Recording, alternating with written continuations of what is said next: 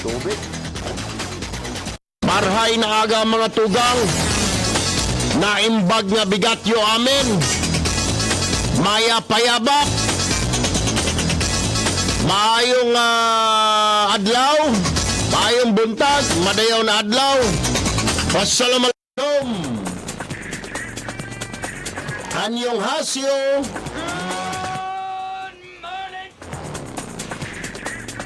Guten Morgen. Ano pa? Anyway, magandang umaga po sa inyong lahat. Yung mga nakatutok sa atin, papasok sa kanilang mga trabaho, yung mga on the way, sa kanilang mga appointment, mga lakad, mga negosyo, sakay ng iba't ibang uri ng sasakyan. Magandang umaga po at welcome, Philippines! And syempre pa, magandang umaga sa mga angels at ginang ng tahanan, ang mga bayani ng tahanan. Magandang umaga sa mga super ng bus, jeepney, taxi, Uber, Grab, habal-habal. Magandang umaga po. At magandang umaga, magandang hapon, magandang tanghali at magandang gabi sa mga kababayan nating overseas Filipino workers. Sa Amanda ko kayo naroroon, welcome and good morning. Ito po ang pinakamainit, pinakamatabang, pinakamaingat, masayang programa sa balat ng lupa sa mga oras na ito. Samahan niyo po ako sa loob ng isang oras at kayo ay mag-i-enjoy. Meron na kayong kaalaman, meron pa kayong entertainment. Bueno, ngayong umaga po, pag-uusapan natin, abay di ho ba nung kamakailan na bisita natin si Senate o sa former Senator Bongbong Marcos, si BBM, yung sa kanyang protesta doon po sa halalan at di ba pinakita pa niya bayan yung mga iba't ibang uri ng mga papel, yung mga galing sa kopya ng mga balota na questionable. Pero kagyat ang sinabi po ng kabilang kampo ni Vice President Leni Robredo, gawa-gawa raw ni Bongbong Marcos yung mga ebidensya niya. Ay alam mo, kahapon nagsalita na po si Senador Chis Escudero, hindi magkapartido yan. Ibang partido si Bongbong, ibang partido si Escudero. Ang sabi ni Senador Chis Escudero, meron ngang discrepancy o pandaraya noong 2016 election. At meron siyang testigo na ipipresenta si Senador Chis Escudero, ipipresenta sa Senado. O anong say mo dyan ngayon, Vice President Leni Robredo? Hindi lang isa, kundi dalawa na ngayon na senador ang nagsasabi na nagkaroon talaga ng dayaan. Sino ba nakaupo na nakarang halalan ng mga demonyo? Sino pa ba? Yung chief demonyo na si Pinoy at saka yung kanyang assistant. Di ba? Ano ngayon masasabi mo? Sige nga. Magsalita ka ngayon, ma'am. Gawa-gawa pala ni BBM yung mga ebidensya na pinakita dito, yung mga papeles, gawa-gawa. Bakit ngayon sabi ni Chis Escudero, meron siyang ganun na kahalintulad na problema, yung tinatawag na mirroring. Yung parang Xerox, bakit ganun naiiba? Kung sinerox mo talaga, kinapture mo yung original copy, dapat lahat ng nasa original copy, lumalabas doon sa kinunan mo, di ba? Hindi. Mapakisagot nga, salita kayo ng salita nung isang araw na akala mo napakasinungaling ni BBM.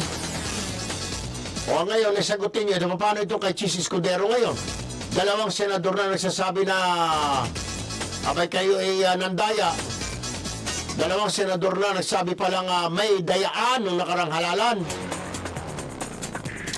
Isa pang pag-uusapan natin, bayan, ito ewan ko, napakahina na siguro ng ulo mo, napakahina na ng utak ng sambayan ng Pilipino kung hindi nakita.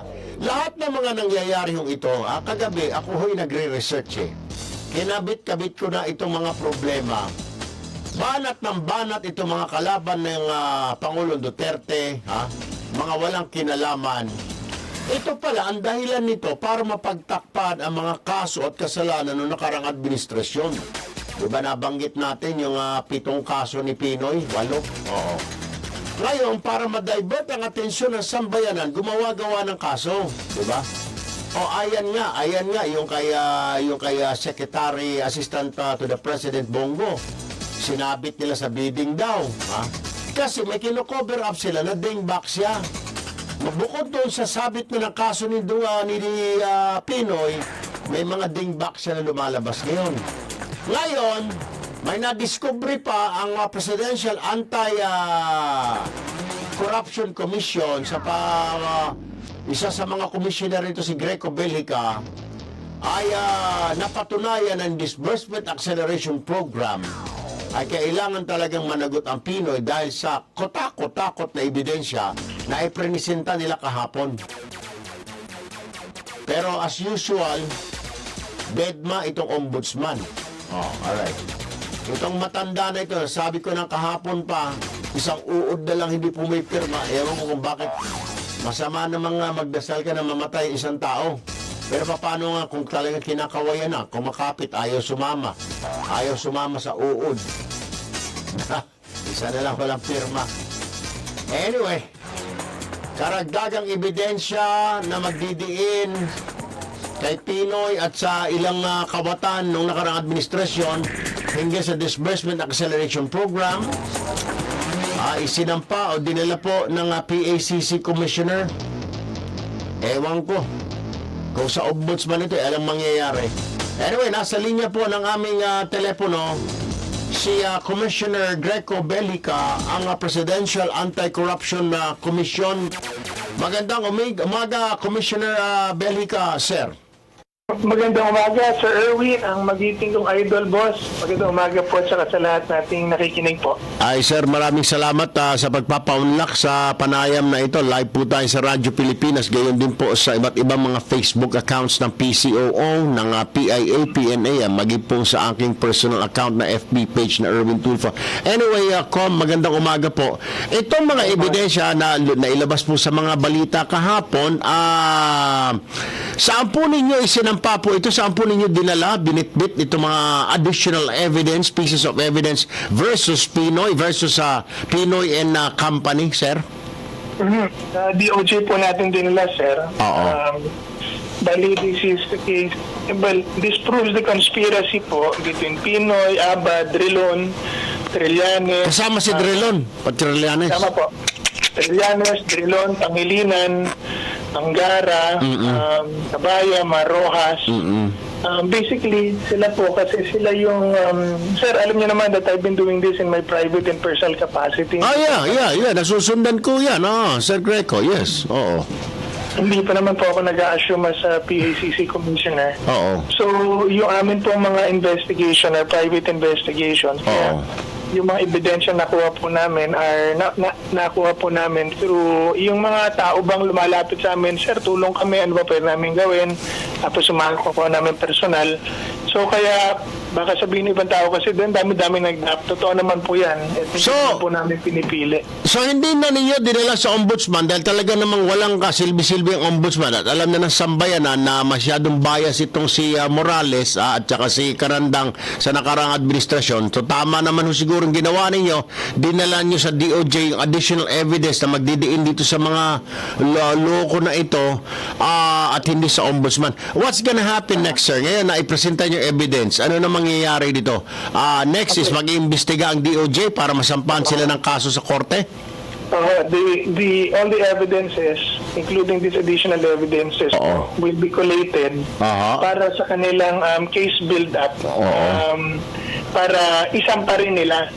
Darating panahon, pag-feel nila na kita nilang tama na ang panahon. Dahil si Ombudsman talaga, boss, it's going to be a trap to bring it to her that ay, nako! Alam naman ho natin lahat na yung ombudsman na yan sobrang bias. Ewan ko nga kung bakit hindi pa inimpino ng impeachment pero magre-retiro na kasi. Sa akin nga, sir, ang bilang ko, isang bulati na lang hindi pumipirma dyan bakit nandyan pa yung matandang yan? Anyway, sir, tama ho yung ginawa ho ninyo. So, antabayanan na lang ho siguro natin and cross our fingers pero siguro yung mga ebidensya nyo with Secretary Vitaliano Aguirre, they are in good hands ngayon, sir. May laban itong kaso natin ngayon ng sambayan, ang laban kay Pinoy at sa mga dilawan noon, sir. Sigurado po yan, boss. Talagang kulong na lang ang kulang sa mga to. So, Ay, ebidensya na oo. ulit natin. Nako, sir. Let's take advantage na rin, sir, Opo. na doon sa ating mga kababayan nakikinig who wants to help in the investigation. Oo. Yung usap sa atin, sir, baka pwede nyo na rin kami tulungan. You can Oo. contact us, contact Sir Elwin. Oo. If you have evidences na pwede nyo ipasa, we will Oo. keep your identity in secret. Pagdala niyo po sa amin mga Facebook or whatever, try to reach us. So, that, pagtulong-tulungan na po natin itong corruption na to, tsaka itong mga corrupt na to. I think it's high time, sir, na they have to pay for their crimes. Kasi parang, I think they're taking advantage. Yung nakaupo kasing mama ngayon, yung Pangulo natin, hindi siya yung ika nga nagtatanim ng sama ng loob tulad ni nung nakarang administrasyon na pinatalsik yung unang ginawa niya, walang ginawa. Sa halip na atupagin ng bayan, ang unang ginawa, pinatalsik yung Supreme Court Chief Justice. Dahil yung pala, may plano siya ikulong yung dating Pangulo.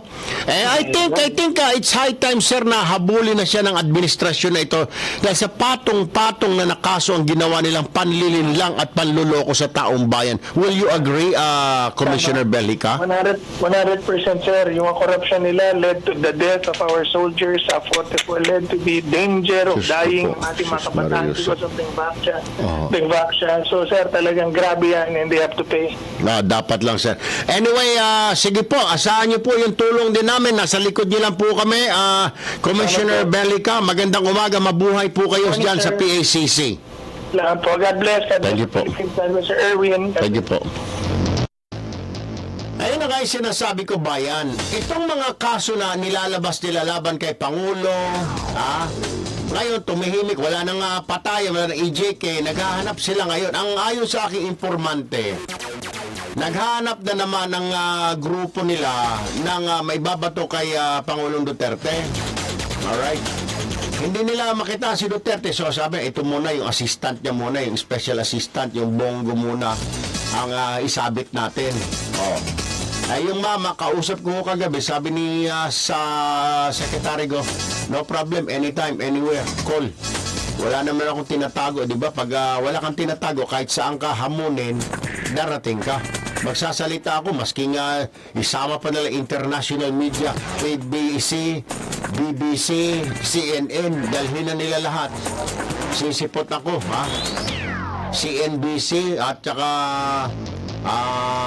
pati Rappler daw, isama na nila.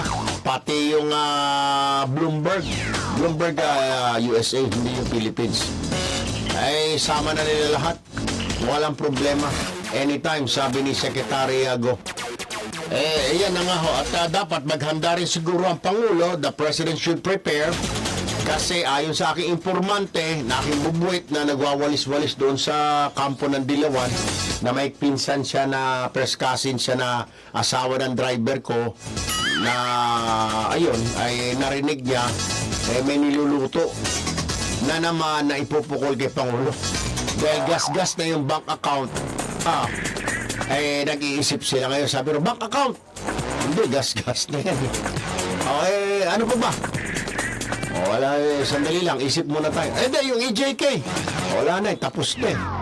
Hindi rin kumagat sa mga tao, lalo pang tumaas ang rating ng Lingtek na yan, sabi rin ng mga Dilawan. Nag-iisip po ngayon yung mga Dilawan, ano ang isyong ipupukol kay Pangulo. Dapat maghanda rin ang Pangulo. At anyway, moving on, isa pang pag-uusapan natin ay yung sinasabi ni Bongbong Marcos na may dayaan.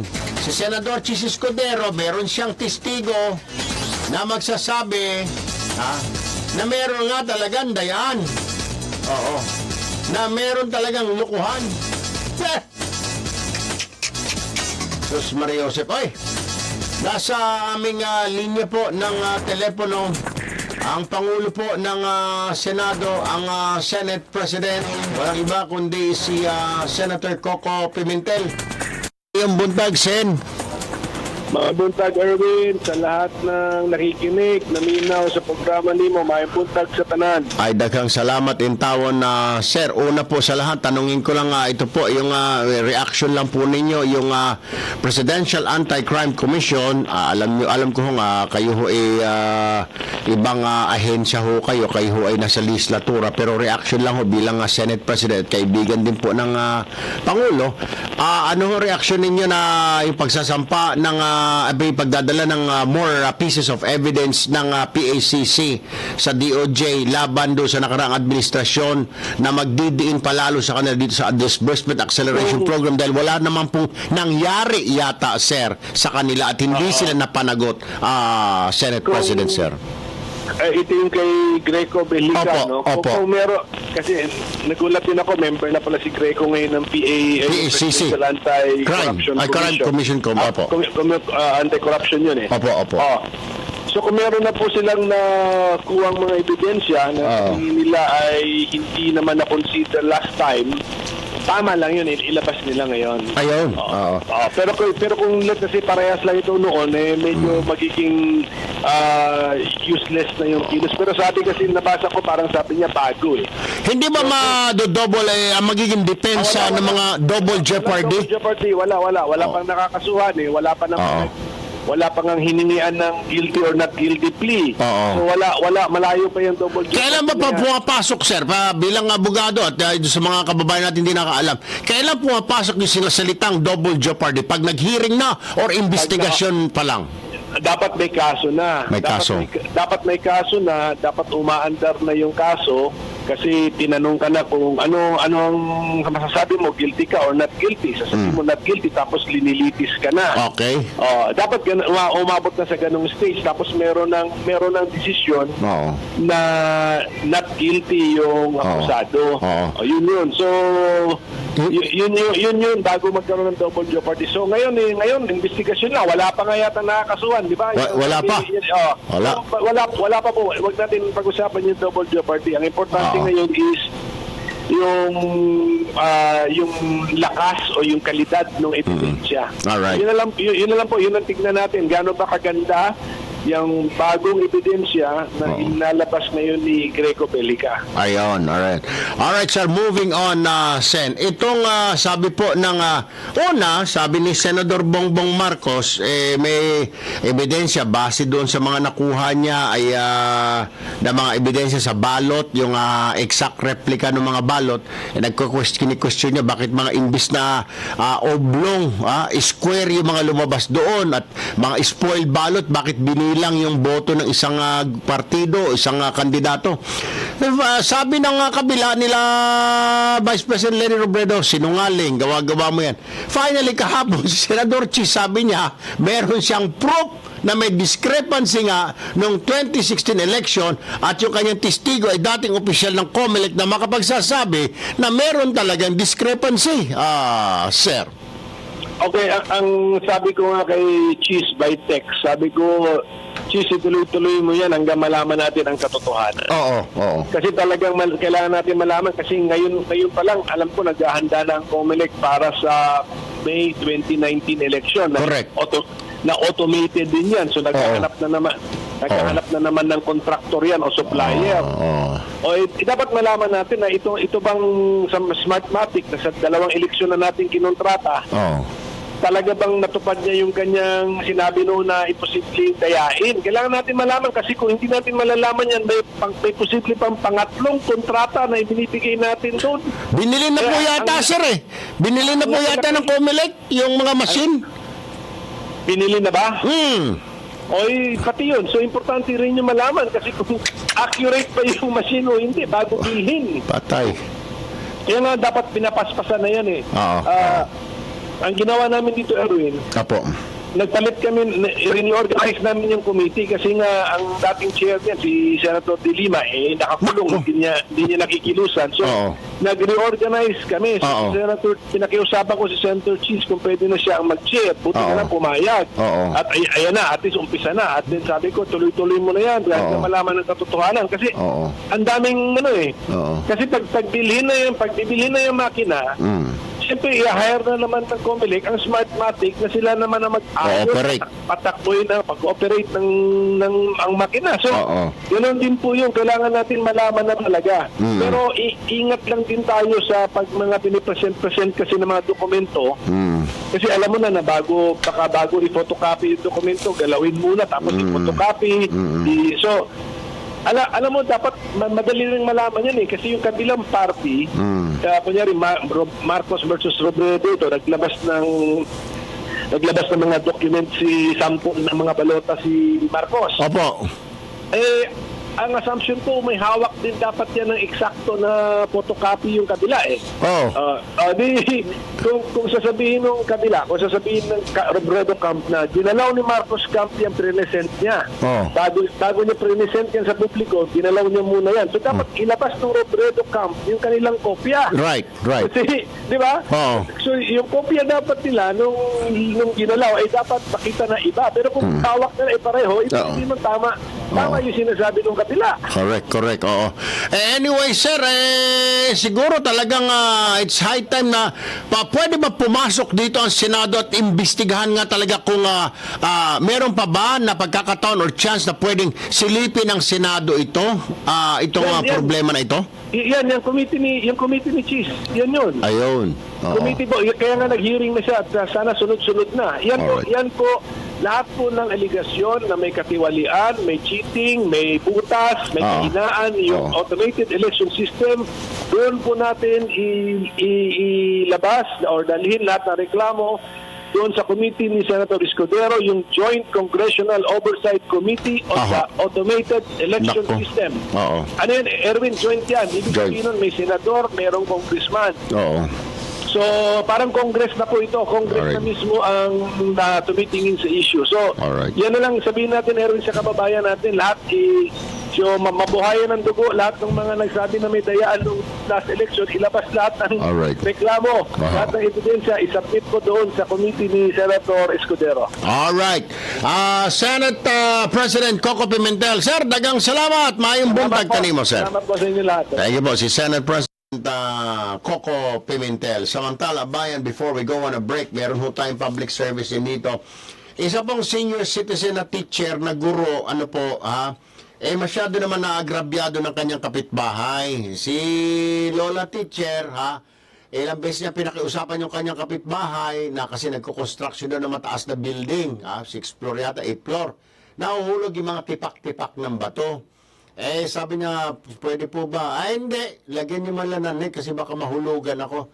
Hindi. Kung gusto mo, ikaw umalis dyan sa bahay mo. Kaya si Lola, mag-isa na lang sa buhay, lumapit ho sa atin at nakikiusap na tulungan siya na isumbong itong kapitbahay niya na nagpapatayo ng bahay na wala namang mga safety nets. Ang takot minsan daw nahulog yung martilyo.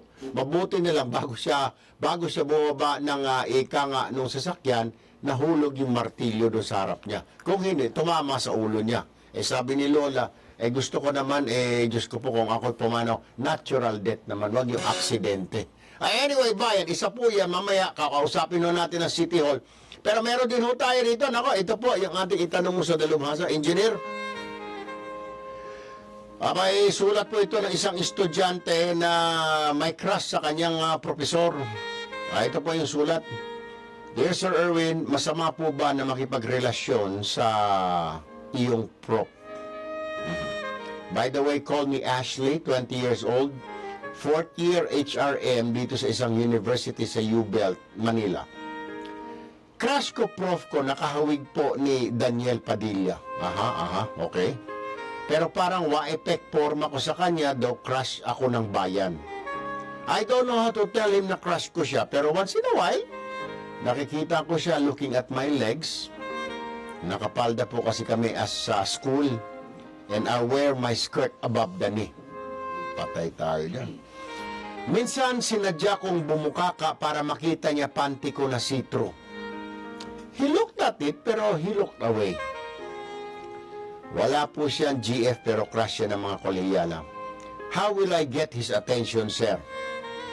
Besides, is this love or lust I am feeling towards him? Tatanungin namin yung aming engineer na si Engineer Canor. Melchor alias Kanor. Kasi nakapag-shoot na ito dati sa mga ganyan. Tanungin ko. Oo. Yes, ha? Sabi ni Ashley, help. Alright, Ashley. Tutok lang mamaya-maya. Hahanap kami na. Sabi ni Brot Jack, magsuot ka ng tongs. Sabi ni Rameses, may sapator Jack. Easy. Oras po natin bayan at 10:29. Wag ho kayong bibiti. Magbabalik po kagad ang Erwin Tulfo Live. Diyan lamang ho kayo. Wala. Ba-effect. Balagay ko. Bading si Prof. Balagay ko. KJ. Baka ayaw yung kulay. Ayaw niya ng kulay. Hindi. Baka bading yung pare ba? Oo nga, baka hit niya yung kulay. Hindi yung kulay. Gusto niya pink. Oo. May yellow yung nakita. O siguro sabi niya, mas maganda ako dito. Oo naman. Mas maganda ang legs ko. Naman. Tapos bagay sa akin. Actually, attorney Vic yung public service na. Siguro sabi nung ni Prof, sabi ni Brotjak, Engineer Kanor. Melchor po siya, pero alias Kanor. Tanong, kay Ma'am Melchor. Yeah. Magaling dyan si Kanor, sabi ni Brotjak. Ayan na nga yung sinasabi ng duda namin, KJ. Teacher yun. Ha? Yung totoong mga kano, professor yun eh. Di ba? Oh, trip care. Di ba? Si Mang Kano, di ba? Bakla si Prof, sabi ni Sean. Di ba? Kaya nyo na ano yung si... Sa akin ka nalang bumuka ka, di ka mapapahiya, sabi ni Ricky Santana. May-ari ng paupa. Pero estudyante yung ginano niya, di ba? Golden Hall kasi siya may-ari. Diba? Ay, hindi mo siya professor?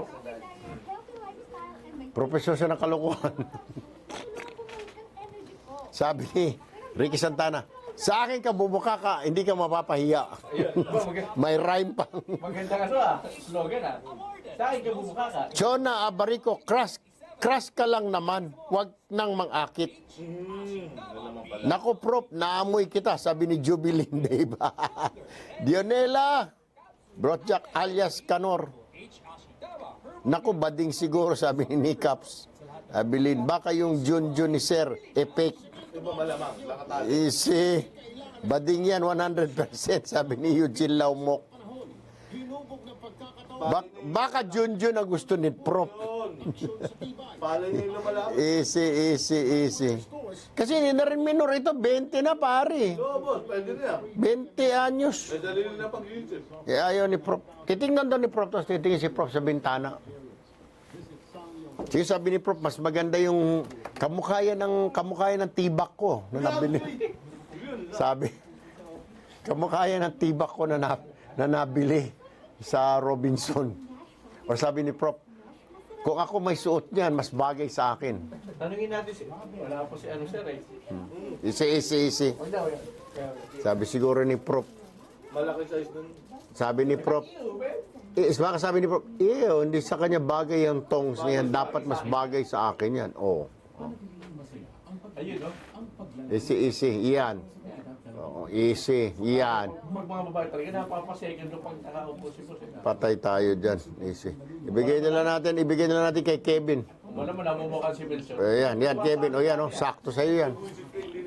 Kasi bumidyo sa... Parang may kahawig yan, Kevin, kahit paano, pag nakatalikod. Kahawig ni A. Nakatalikod. Uy, wag kang gagana kay Prof, ha? Wow! Kapanawagan natin ito, Prof. Crush ka ng estudyante mo. Bro, ipasa mo na. Ano ba yung si Prof lalaki?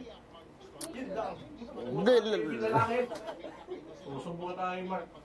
siguro sabi ni professor niya, mas bagay sa akin yung suot-suot niya. True. Kasi ganito ang gawin mo, sundan mo si Prof, baka pupunta sa Victoria's Secret. Naman. Doon buhay bilhin ng underwear. Si Prof. Anak ng pusit na Prof na Alright, bayan, dire-diretso tayo. Oras po natin, 10:33 sa ginagawang orasan ng kanilang mga radyo. Nasa linya ng ating telepono si Attorney Vic Rodriguez, ang abogado po ni dating Senador Bongbong Marcos. Magandang umaga po, Senator. Attorney Vic, good morning. Good morning. Sir Erwin, at magandang umaga sa lahat ng inyong tagapakinig. Oo, parang yung sinasabi, di ba, sabi nung isang araw ng kampo ni Vice President Lenny Robredo, gawa-gawa yan, gawa-gawa lang yung mga sinasabi ni BBM, ni Bongbong Marcos na mga peke, mga dayaan. Parang alam mo, parang hindi natutulog ang Diyos, ano? Parang nabigyan ng justification na sinasabi ni BBM dahil kahapon nagsalita si Senator Chis Escudero at sinasabi niya na meron siyang testigo na magpapatunay na meron ang discrepancy patungkol ito sa mirroring ika nga ng mga SD ika nga images. So the way it sounds and it looks, sir, na tama ang sinasabi at pinatutuhanan na ngayon ni Senador Chis yung mga sinasabi ni BBM, attorney. Tama naman po, ever since, Sir Erwin, yung mga aligasyong inilahad ni Senador Marcos nung mag-file siya ng kanyang election protest. Oo. At isa lang naman ho ang nagsisinungaling dito, ayan walang iba kundi si Mrs. Lenny Robredo. Oo. And ako nga ho'y nabibingi na sa kanyang katahimikan, bakit hindi niya i-discredit o banatan si Senador Chis Escudero sa statement na inihayag nito kahapon? Oo. Di ba? Sapagkat ng isang araw, pati ho ang Supreme Court, ang integridad ng Supreme Court ay kanyang binastos at ginuraan. Oo. Nung sinabi niyang nag-fabricate, Oo. nag-tamper at nag-manufacture daw ho di umano ang Supreme Court ng ebidensya para lamang sa political propaganda ni Senador Marcos. Oo. Yan po'y kasinungalingan at pambabastos sa Korte Suprema. Sapagkat yung pinakita ko namin ng Monday, Sir Erwin, yung po ay nagmula doon sa soft copy na ibinigay sa amin finally ng Supreme Court. Ngayon, kung sinasabi mong peke, yung printed ballot images, yung Supreme Court to ang pinatutunguhan niya ng kanya mga pambibintang na meke at sinungaling. Alright.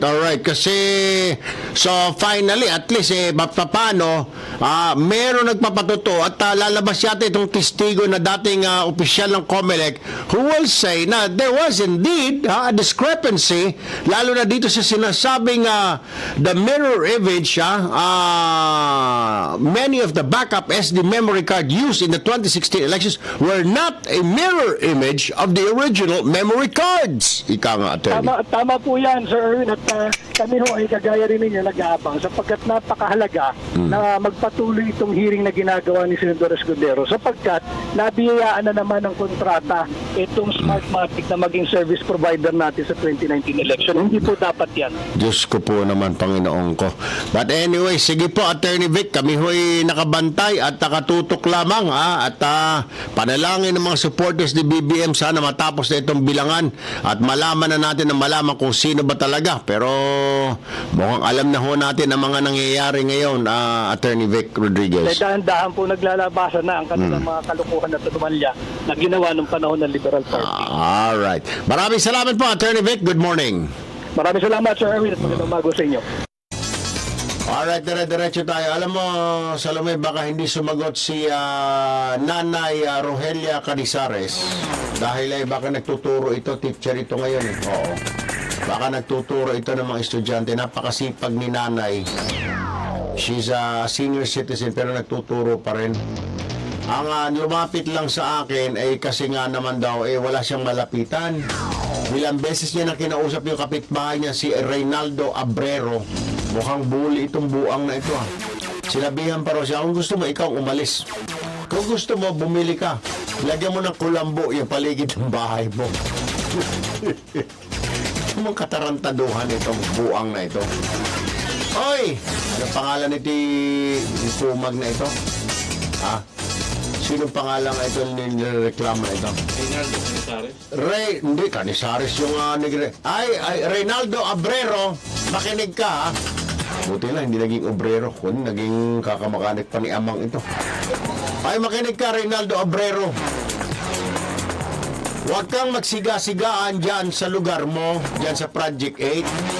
Kung matapang ka, pumunta ka rito, antayin mo ako, tapos yung programa ko in 30 minutes. Total, Project 8 lang yan. Malapit lang dito sa TV4, kapit sa Radyo Pilipinas. Pumunta ka rito, ha? Yan pagkasiga-siga mo, ang kaya mo na siga-sigaan ay matatanda, ano? Sa akin ka magaganya at baka bungi-bungi ka na. Wala pang isang minuto, basag-basag yung bunganga mo. Napakayabang mo. Anyway, nasa linya po ng ating telepono si Quezon City Administrator Aldrin Cunha. Sir, magandang umaga po. Magandang umaga po. Chill lang, sir. Chill.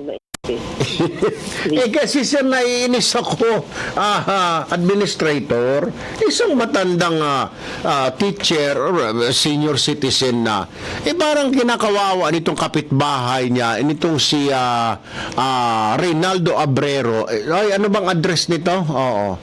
Ang address nila ay sa may Congressional 33E Congressional Avenue, Quezon City, sir. Oo. Sige po. Yeah, yung 33E. 33E, doon ito yung nagrereklamo si Lola Rogelia Canizares. Nagrereklamo ho na yung kanyang kapitbahay si Reynaldo Abrero nagpapatay ng malaking building sa tabi ng bahay niya. Wala pong safety net, nahuhulog yung mga tipak-tipak ng bato, mga semento, pako, kahoy. At one time daw, nahulog yung martilyo. Sabi rin na karpintero, ay Lola, sorry mabuti raw na unang na hindi siya dumadaan, napatigil siya nung mahulog yung martilyo, galing yata sa fourth floor, sir. Mabuti raw hindi siya tinamaan sa ulo. At ilang buko laabutin. Ay, baka mamamatay siya dahil pating si Lola is 64 years old or 63 years old na, administrator. Pwede po bang silipin nito, sir, ng mga tauhan nyo at patigilin muna kung walang safety net po talaga ito? Yes, sir. Ang gusto lang, inspection natin. Opo, ang gusto lang po ni Lola Rogelia, sir, is maglagay naman siya. Hindi naman niya po pinagbabawal na mag-construct dahil lupa naman nga naman ni Mr. Abrero yun. Maglagay naman siya ng safety net na para kung may mahulog, hindi naman siya tamaan yung mga bubong niya. Minsan daw, hating gabi, nahuhulog ang mga pako, kahoy, nagigising si Lola, sir. Pero hindi naman po kasi po pwede rin naman magtayo o gumawa sa bisang oras sa tapunan gabi. Siguro mga karpintero, baka na doon natulog sa taas, sir. O nalalaglag yung kahoy. Opo. Sige po. Actually, bawal po kasi yung pag nagtayo ka ng structure tapos hindi ka sumusunod sa safety requirements sa ilalim ng building code. Oo. Number one, kailangan yun yung safety. Oo. Nako. Anyway, Administrator Cunha, paubaya ko na po sa inyo. Congressional. Opo, 33 Congressional. Yes, sir. Oo. Nako, maraming salamat po. Maraming salamat po, Sir Aldrin Cunha, ang Quezon City Administrator. Patay ka. Sino nga, balik mo nga ulit yung nagsisiga-sigaan na buang na yan, Reynaldo Abrero. Oy, makinig ka sa akin na tukmol, ha? Pumunta ka rito, hindi yung matanda ang tatakot-takutin mo at sabihin mo na kung gusto mo ikaw umalis o maglagay ka ng kulambo dyan sa paligid ng bahay mo. Sa akin magawin na pumunta ka rito, dali, sabihin mo lagi na maglagay ako ng kulambo. Alika nga, alika. One time lang. Sabihin mo sa akin, oy Tulpo, maglagay ka ng kulambo sa paligid. Isasalaksak kita sa kulambo, letse ka, ha? Ililibing kita na nasa loob ng kulambo, demonyo ka. Kaya mo yung matanda. Nainis pa naman ako dyan pag mga matatanda yung ibubuli-buli nyo. Dahil yung nanay ko ay 90 na. Hindi, wag kang magbuli ng taong hinayupak ka, ha? Ay talagang may kalalagyan ka sa akin, demonyo ka. Bubuli-buli ka na matatanda. Sabihin mo na, ay di gusto mo umalis ka ng bahay, lumipat ka. Oy, hindi ka pa pinapanganak, demonyo ka, bahay niya na yon, ha? Ngayon gumawa ka ng perwisyo, paalisin mo, sasabihin mo maglagay ng kulambo. Kung ikaw kaya ilagay ko sa kulambo, ha? Lagyan ko ng 4 na kandila sa sulok. Lagyan ko ng bulak yung ilong mo, demonyo ka. Sisiga-sigaan kang hayop ka. Umayos ka nga dyan. But anyway, maraming salamat po, Administrator Aldrin Cunha, sir. Thank you for looking at this problem, ha. Magandang umaga po sa inyo. Anyway, oras po natin bayan, 10:43 ng umaga. Susunod na po yung ating bigyan tutulungan. Ito pong ating letter sender na crush niya si Professor. Pero sabi nga po ng ating mga viewers sa Facebook, naaamoy nila na may problema si Professor, na si Professor ay kulay berde, hindi kulay dilaw, berde. Yan, na si Professor ay mahilig magdarna. Oo. Mamaya, okay, Miss Ashley, tutok lamang. Straight ahead, dyan lamang kayo. Nandito na sa Pilipinas ang original awarded Triple H Ashitaba. Ako si Sean Gutierrez, real estate broker. Tumataas ang blood sugar ko. Nakakahilo ang pakiramdam. Pero, with my prescribed medication, proper diet, healthy lifestyle, and my Triple H Ashitaba capsule, natulungan bumalik ang energy ko. guminhawang pakiramdam at control na ang blood sugar ko. Thank you, Mary Valdez, Maki Santos, Ricky Santana, JC Tan, Ning Majime, Wilma Reboriano, Kuko ni Martin, of course, Eugene Laumok. Ayaw ng tahong, gusto ng talong. Yan ang mga rhyme. Ha? Vegetarian, gusto ng gulay. Ayaw niya ng seafood, gusto niya ng vegetable. May lason daw kasi sa seafood. Ayun na tuloy. Okay, try pa yun ha. Okay, talaga. Vegetarian. Matalino itong mga... Ayaw ko ng taho.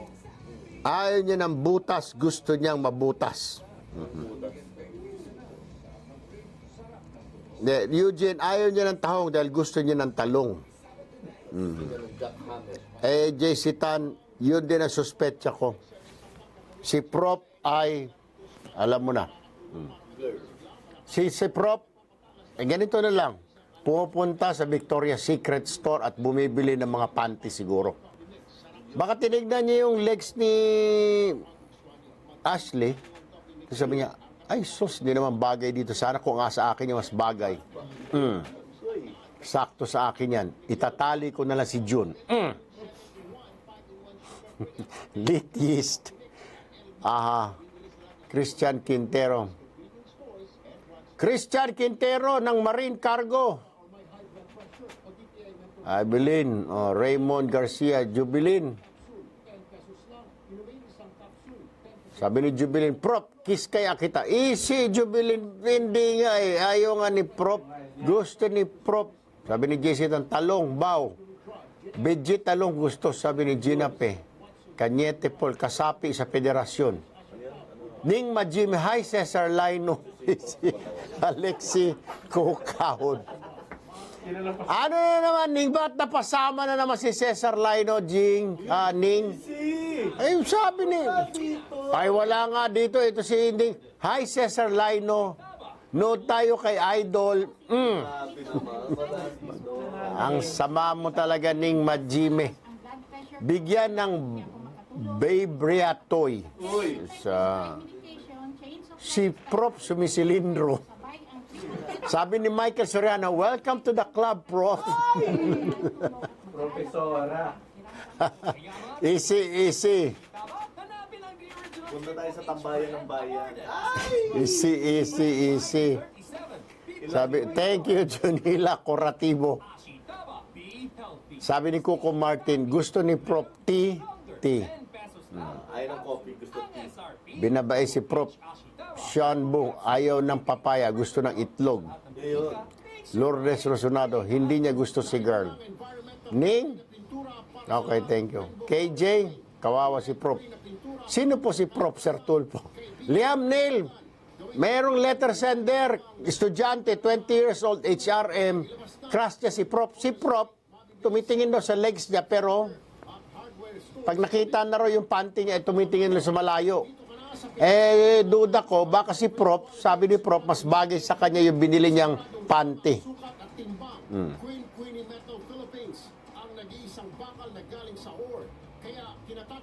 Hi, friend Cesar Laino. Nananahimik.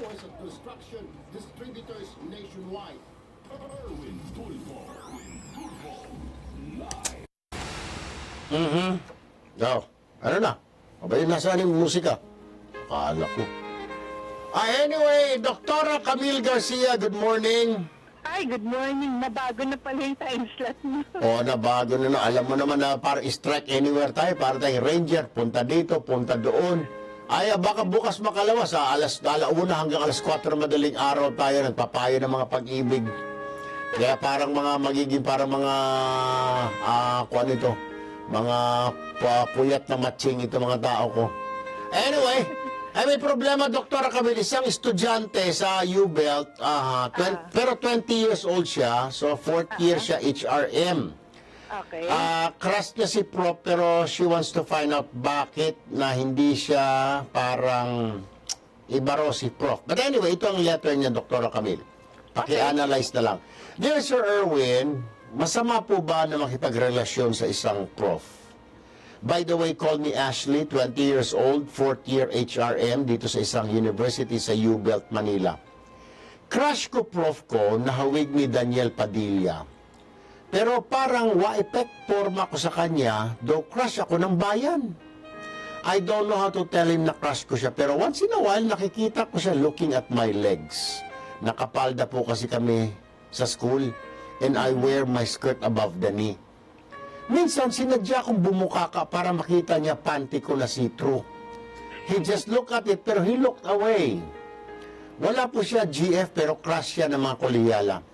How will I get his attention, sir? Besides, is this love or lust I am feeling towards him? Help, Ashley. Grabe. Okay. Siguro ganito. Una, Prof, ito na lang. Si Prof ba, kasi maski anong forma, siguro maski maghubad pa si, hindi na magpanty si Ashley pagpasok sa school, nakapalda na lang, ha? Ang tanong, si Prof ba ay, ika nga, ano bang gusto ni Prof? Talong or tahong? Okay. Kasi pag ka, may code of ethics. Bawal talagang makipag-relasyon sa mga estudyante. Matatanggal yan. Okay. So, second, kung sakasakaling sabihin na natin magkakaroon ng relasyon, probably hindi sa panahon ngayon, kaya umiiwas siya. Maaaring marireciprocate yun, but not at this point na na estudyante Pero niya. paano niya nga ma-relate sa kay Prof na crush niya si Prof? Parang napapansin niya, parang walang ganawa effect yung mga forma niya. Siguro, nandiyan nagpapabango siya kay Prof, ha? Baka dahil mukhang nasa harapan nakaupo itong estudyante, baka nakalabas yung cleavage niya, baka habang nagsasalita si Prof, tinataas niya yung kanyang blouse, ha? Para yung kanyang bra, alam mo na, Prof, may doktora.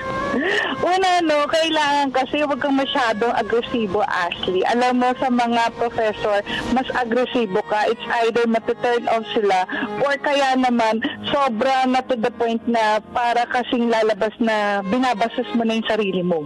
Okay? Tora, bago ko magpatuloy, panawagan ko lang sa isang estudyante, Kevin, wag agresibo sa profesor, okay? O profesora. Okay, go ahead. Okay. Second, kung sakasakali man talagang crush mo, pwede mo naman siya na sabihin in other ways. Pwedeng hindi yung sa mga actions mo. Pwedeng sabihin mo lang na, kasi kung crush lang yan, alam mo unang-una, it's entirely different sa crush sa love. Ang layo ng diferensya na yun. Kasi crush may paghahanga ka dahil sa physical na aspeto ng professor mo or may nakikita kang maganda sa pag-uugali niya. But never nasasabihin mo na love yan. Ngayon kung last naman yan, hindi rin pwedeng last kasi parang puro fantasies lang yung naiisip mo. Ang tawag dyan, iha, is limerence. Limerence? Ano yung limerence? Parang napakalalim na. Okay, pag sinabi mong limerence, Sir Erwin, it's between love and crush. So, ikaw yung sobrang nagkakagusto dun sa tao na yon, pero ang diferensya nito, ikaw lang yung nagkakagusto. Wala yung reciprocation. Para mo sinabi, girlfriend ko si Miss Universe. Pag nalaman ni Miss Universe, hindi na kayo, break na kayo. Yun. Ikaw lang may gusto, pero siya walang gusto. Limerence. Yun. Parang sobra. Until it comes to a point na may obsession ka na kagaya ng ginagawa mo.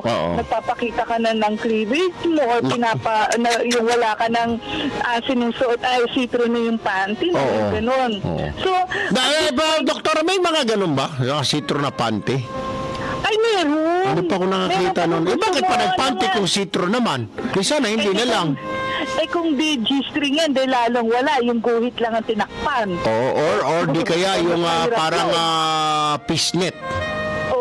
May mga para, ano bang, kaya bang mga purpose niya? Kasi hindi ko alam ito sa amin kasi walang ganyan. Ano bang purpose niya ng mga see-through, may mga parang fishnet na panty? Ano bang purpose niyan, doktora? Ay, mga seductive measures.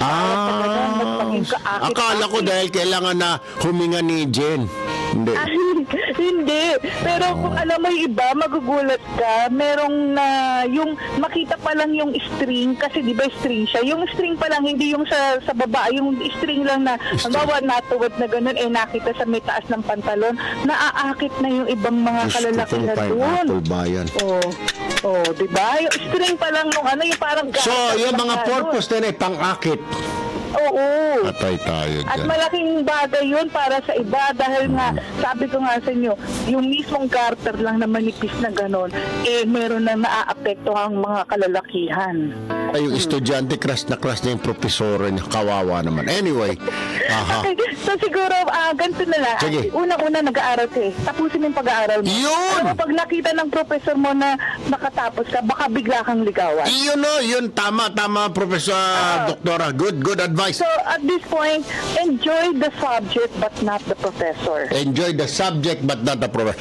Profesora, with that, Doktora Camille Garcia, maraming salamat. Magandang umaga. Mabuhay ka, Prof. Ay, Doktora. Thank you ulit. Sa ulitin po. Okay, with that, bayan, kami po pansamantala magpapaalam na muna. God is good all the time. Oy, yung mga Katoliko dyan, First Friday ngayon, yung mga deboto ng Nazareno, ng Sagrado Corazon, unang biyernes po ng buwan. Anyway, ako po si Erwin Tulfo. Ashley, alam mo na, ha? Sabi nga, limerence. Ha? Oy, malalim yun. Pag-aral mo na. Marami ka pa makikita. Alam mo, si paring Daniel Padilla, tanda rin yan, so mawala na rin sa range mo yan. Ha? Pero ngayon, gwapo pa. Ibig sabihin, mag-aral ka, baka malay may mga darating pa na mas mga gwapo pa. Ha? Mga parang mga Kevin, yung mga dating yan. Ha? Mga kagwapuan ni Engineer Canor, mga dating. Anyway, ako po si Erwin Tulfo, nag-iwan sa inyo ng isang magandang umaga, bayan! Erwin Tulfo. Limerence pare ha.